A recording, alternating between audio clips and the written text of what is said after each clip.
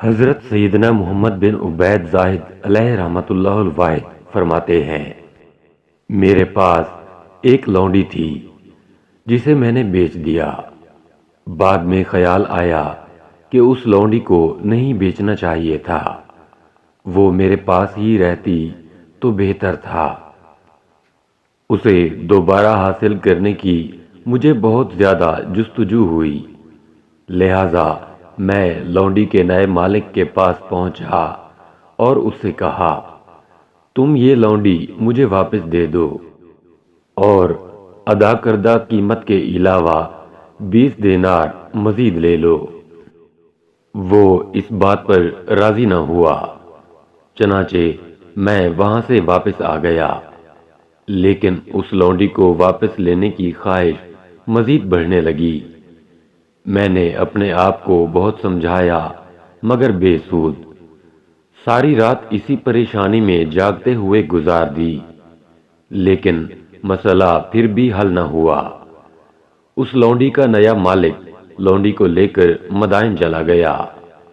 اسے یہ خوف تھا کہ کہیں میں اس سے دشمنی نہ کر لوں اور زبردستی اس سے لونڈی نہ چھین لوں۔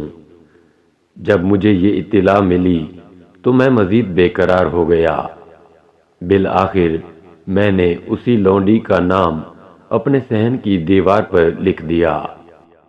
جب بھی کوئی مسافر آتا اور وہ اس نام کو دیکھ کر اس کے متعلق سوال کرتا تو میں آسمان کی طرف اپنی ہتھیلیاں اٹھاتا اور کہتا، اے میرے سردار، میرا یہ معاملہ ہے۔ 2 دن اسی طرح گزر گئے۔ تیسری صبح کسی نے میرا دروازہ کھٹکھٹایا۔ میں نے پوچھا، کون ہے؟ کہا، میں تمہاری سابقہ لونڈی کا مالک ہوں، میں نے ہی تم سے یہ لونڈی خریدی تھی، اب میں بخوشی یہ لونڈی تمہیں دیتا ہوں، یہ لو اپنی لونڈی سنبھالو، اللہ عز و جل اس میں برکت عطا فرمائے۔ میں نہ تو تم سے اس کی قیمت لوں گا اور نہ ہی اس پر کسی قسم کا نفع، میں یہ لونڈی تمہیں تحفے میں پیش کرتا ہوں۔ میں نے کہا، آخر تم یہ سب کچھ کیوں کر رہے ہو؟